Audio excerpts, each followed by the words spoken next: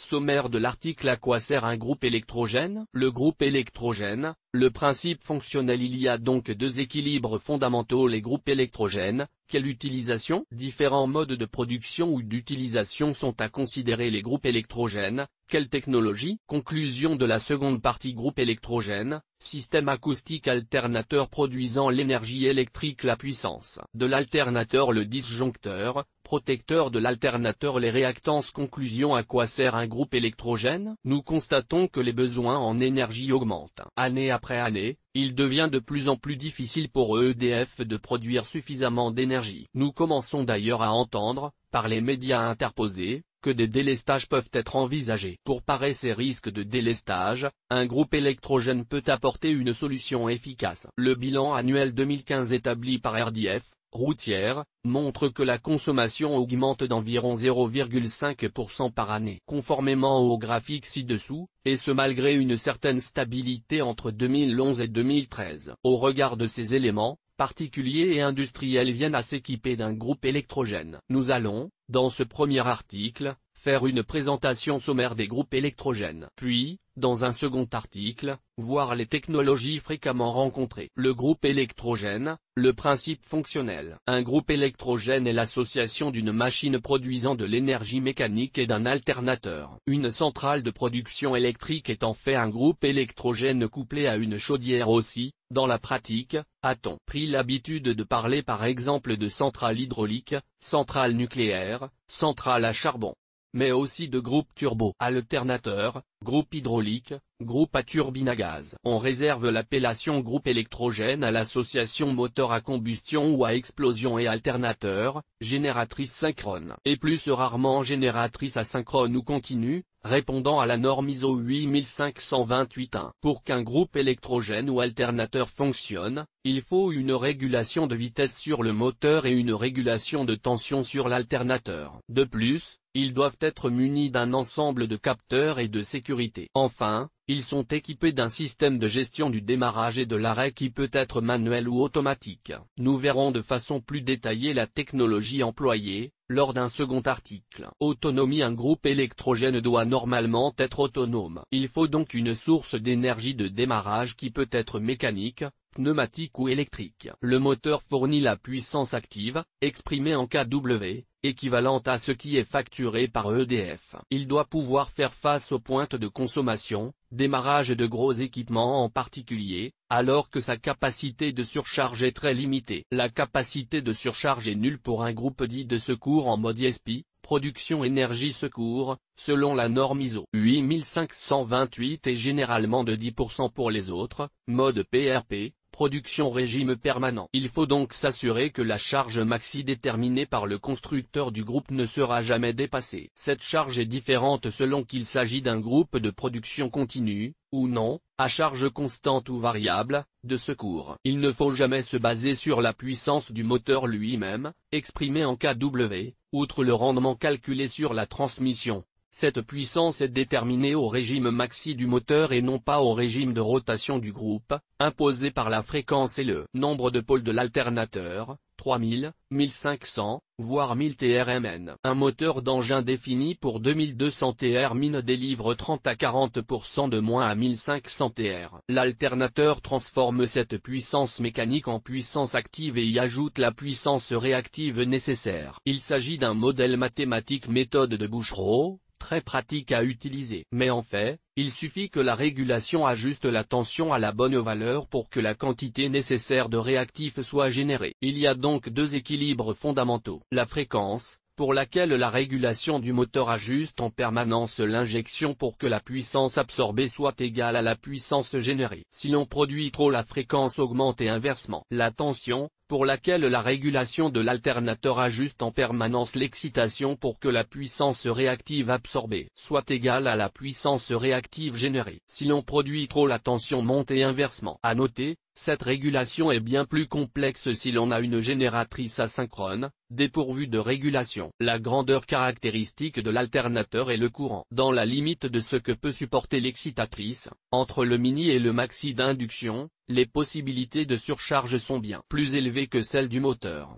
Les machines munies d'un correcteur de court-circuit peuvent fournir couramment 3 in. Elles peuvent aller jusqu'à 4 in pour les plus performantes, pendant quelques secondes. Ce paramètre est très important pour assurer le déclenchement des protections disjoncteurs. Elles se situent en aval ainsi que le démarrage de moteur asynchrone. Si la puissance active est insuffisante, le groupe rampe, sous fréquence, ou cale. En revanche, si la puissance apparente dépasse la puissance assignée de l'alternateur, l'alternateur est en surcharge. Alors, la protection se déclenche afin de protéger ces enroulements. Dans le cas où cette insuffisance est très importante, comme quand on démarre un gros moteur, la tension s'effondre et peut même passer à zéro sur de petits groupes. Les groupes électrogènes, quelle utilisation? Comme nous l'avons vu précédemment, il existe différentes catégories de personnes susceptibles d'utiliser des groupes électrogènes, selon qu'il s'agit de besoins particuliers ou professionnels. Sur le plan professionnel, les utilisations sont également diverses selon les besoins et les circonstances. Par exemple,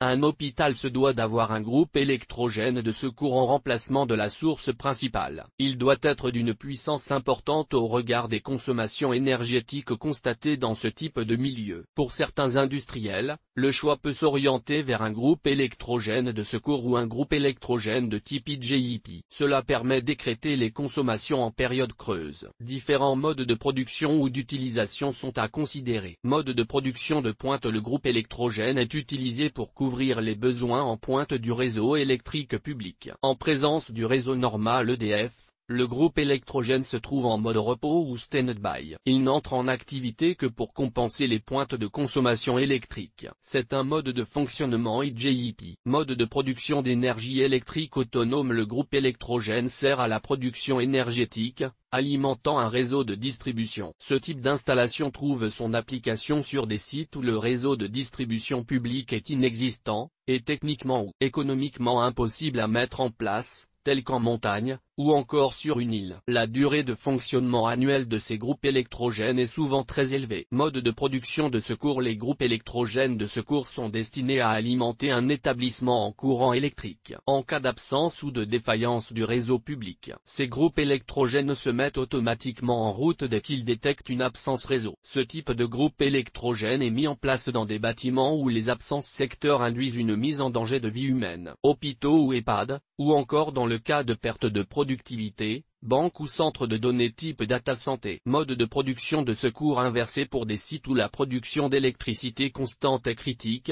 comme le site de lancement de la navette Ariane Espace ou l'éclairage d'un stade de football, un groupe électrogène est chargé de la production d'énergie principale. Si celui-ci venait à avoir une défaillance technique, le relais est assuré par le réseau public. Le groupe électrogène est essentiel au fonctionnement de nombreuses entreprises et administrations. Son dysfonctionnement est synonyme de perte de productivité et d'argent. Il peut être extrêmement dangereux dans les cas où il est utilisé en tant que générateur de secours. Les groupes électrogènes, quelle technologie? Au niveau technologique, plusieurs éléments sont à considérer en fonction du type d'utilisation et surtout de la puissance à produire. Comme explicité auparavant, la majorité des applications domestiques sont remplies par des groupes électrogènes de puissance généralement inférieure à 10 kW de conception simple fonctionnant principalement avec de l'essence et plus rarement avec du gasoil, moteur thermique diesel dans ce cas. Pour ce qui est des applications industrielles, le choix est beaucoup plus vaste de façon à répondre au plus grand nombre y compris à des applications spécifiques telles que la cogénération, récupération de la chaleur pour des besoins agricoles ou industriels. Les groupes électrogènes de type industriel sont de diverses natures, montés sur châssis monobloc, avec ou sans capotage de protection. En cas d'installation extérieure, avec ou sans système de ventilation, simple radiateur aéro couplé au moteur thermique ou avec des aéroventilateurs extérieurs voire déportés. La majorité des groupes électrogènes de type industriel comportent les éléments ou systèmes suivants: ventilation lors de son fonctionnement. Le groupe consomme du carburant et produit de l'énergie mécanique qui se traduit ensuite en énergie électrique par l'alternateur ou la génératrice. Les groupes électrogènes actuels ont un rendement souvent bien inférieur à 50% par rapport à la valeur calorifique du carburant. C'est-à-dire que lors de sa combustion, la moitié du carburant se convertit en énergie électrique tandis que l'autre se convertit en chaleur. Lors de sa transformation, le carburant réchauffe le groupe. Cette augmentation en température peut entraîner une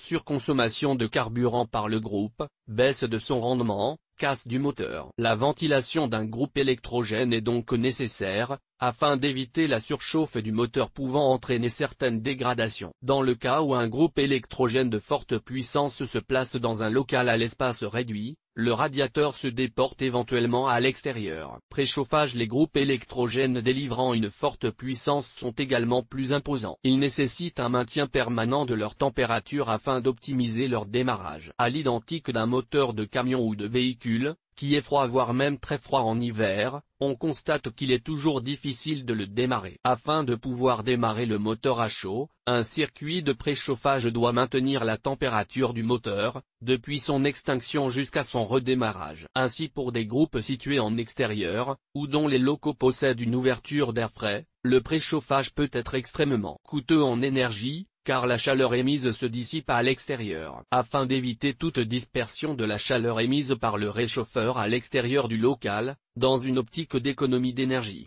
les registres d'isolement disposés en entrée d'air frais et sortie d'air chaud se ferment lors de l'extinction du groupe électrogène, puis pilotés à l'ouverture au démarrage de ce dernier. Cette disposition permet également de conserver la chaleur du local, réduisant les coûts relatifs au maintien de la température du moteur lorsqu'il est à l'arrêt. Lorsqu'il s'agit de groupes électrogènes du type capoté, il est parfois nécessaire de mettre un circulateur d'eau lorsque le moteur thermique est à l'arrêt. Le principe est que la résistance électrique intégrée au carter moteur permet de réchauffer les fluides internes au moteur. Le groupe électrogène étant à l'arrêt, il n'est pas possible de transposer cette chaleur à toutes les parties du bloc moteur. L'utilisation d'un circulateur permet d'uniformiser la chaleur à l'ensemble du moteur. Conclusion de la seconde partie. Nous avons vu au cours de cette partie de l'article, qu'il existe plusieurs types de groupes électrogènes sur le segment des énergies dites de remplacement, selon que les besoins soient d'ordre domestique ou industriel. Nous avons commencé à présenter la technologie employée au niveau de ces groupes électrogènes,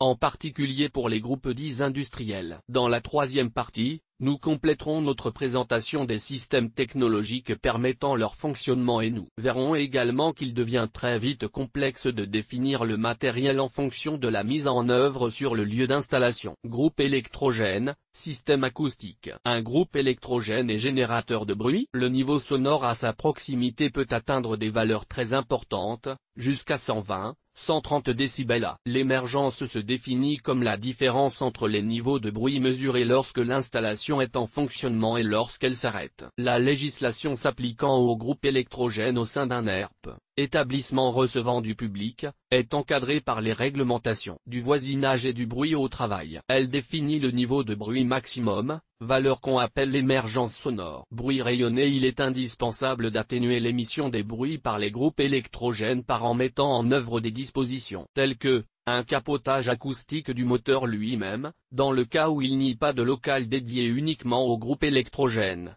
Celui se recouvre de panneaux isolants en laine minérale qui limitent les émergences sonores. Un traitement des parois. Lorsque le groupe électrogène dispose d'un local dédié, on traite les parois au moyen d'enceintes acoustiques absorbant les émergences sonores. Des fermetures par porte insonorisantes. Bruit propagé. Des solutions sont également déployées pour traiter acoustiquement le local. Des baffles placés en entrée et sortie d'air permettent au moyen de membranes en laine minérale de réduire les vibrations du flux d'air entrant et sortant, diminuant ainsi le niveau sonore global. Plusieurs silencieux d'échappement permettent de réduire le niveau de bruit propagé au travers de l'échappement. Des suspensions anti-vibratiles fixées sous le bloc moteur permettent d'absorber une partie des vibrations créées par le groupe électrogène. Lors de son fonctionnement, alternateur produisant l'énergie électrique. L'alternateur transforme le mouvement rotatif d'un arbre moteur, donc de l'énergie mécanique, en un courant électrique. Pour cela, l'alternateur se compose d'un rotor équipé d'électroaimants tournant à l'intérieur d'un stateur composé d'une bobine de fil de cuivre. Les champs magnétiques successifs créés par la rotation des aimants génèrent un courant électrique induit distribué vers la sortie du groupe électrogène après traitement par les composants électroniques qui assurent la régulation. Les tensions nominales vont du 230 VAC monophasé au 400 VAC triphasé,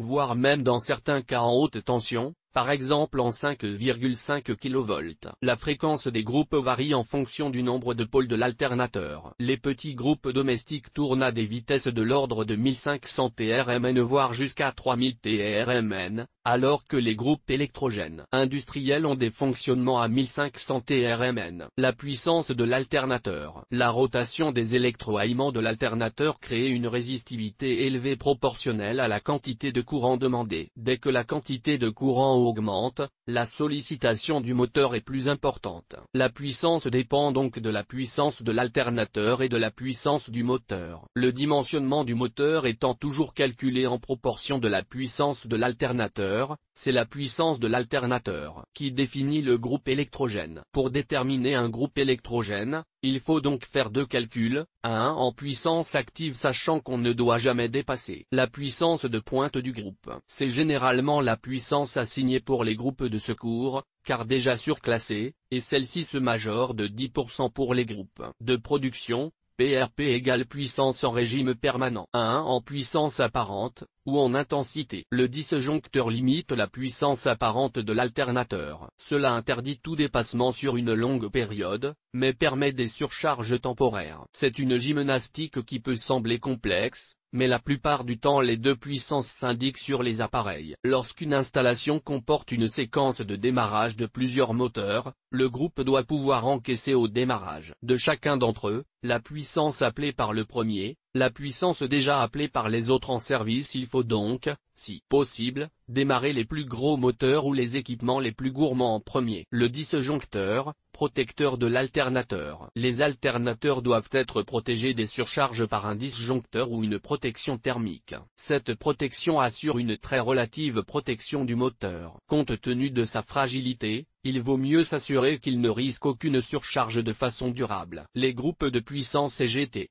10 kV sont normativement définis à COSFI 0,8. Cela signifie qu'un 100 kV, limite alternateur, délivre 80 kW maxi, limite moteur. Si le COSFI est 1, il fera toujours 80 kW, mais 80 kV, et s'il est égal à 0,6 le groupe ne pourra plus débiter alors que 60 kW et toujours 100 kV actuellement. La puissance des petits groupes électrogènes s'indique normalement en kW, avec indication de la puissance apparente possible ou du courant permanent maximal. Il existe un certain nombre de sondes et de capteurs qui protègent le moteur. Elles sont du domaine du motoriste et du metteur en groupe. La grandeur caractéristique du régime de court-circuit d'un alternateur est la réactance, exprimée en %. C'est une grandeur analogue à la tension de court-circuit d'un transformateur, UCC%. Elle s'exprime suivant la décomposition en composantes symétriques, directes, inverses et homopolaires. Les réactances.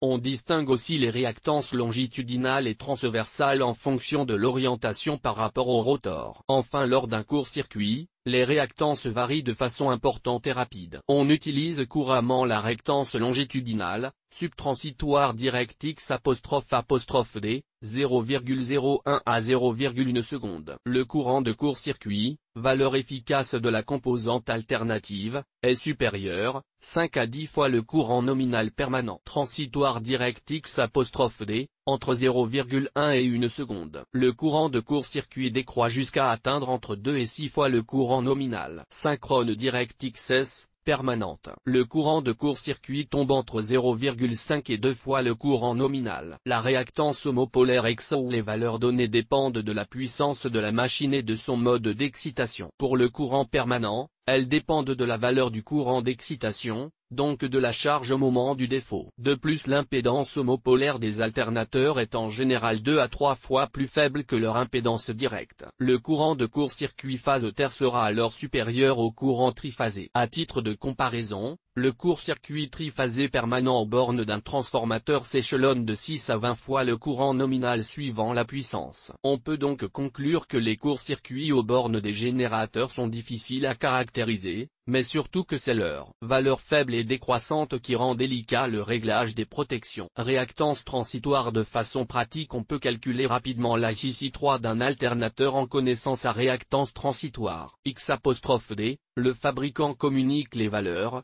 Par la relation, ICC3 égale 1,1, in X', on met volontairement de côté la valeur de la réactance subtransitoire. En effet, comme le montre le diagramme précédent, le temps est très court, 2 à 3 alternances seulement. De plus, il est impossible à traiter par les protections habituelles. En règle générale, et en absence de données techniques communiquées, on prend pour des GE de P supérieur ou égal à 100 GeV, un X'' de l'ordre de 25 à 30%. Prenons par exemple un alternateur de 400 GeV. Sachant que S égale racine carrée de 3. 1. In, on obtient in égale 577 A sous 1 égale 400 VAC, soit un ICC3 de 1,1 x 577 divisé par 0, 25, égale 2539 à conclusion. Nous avons vu au cours de cet article, qu'il existe plusieurs types de groupes électrogènes sur le segment des énergies dites de remplacement, selon que les besoins soient d'ordre domestique ou industriel. Nous avons vu également que le choix de l'alternateur ou génératrice était important à considérer. Cela, du fait de la présence de certains récepteurs ayant des courants de démarrage ou des facteurs de crête élevés. L'intégration d'un groupe électrogène sur un réseau existant doit indéniablement passer par l'instruction d'une note de calcul. Cela permet de vérifier et de valider l'ensemble des protections présentes sur le réseau de distribution. Comme expliqué précédemment, les courants de court-circuit présents à différents niveaux de l'installation ou du réseau seront bien plus faibles que lorsque seule la source normale, EDF, alimente les récepteurs. EGT. Acheter du matériel sur route illico EGT. Location de groupes électrogènes.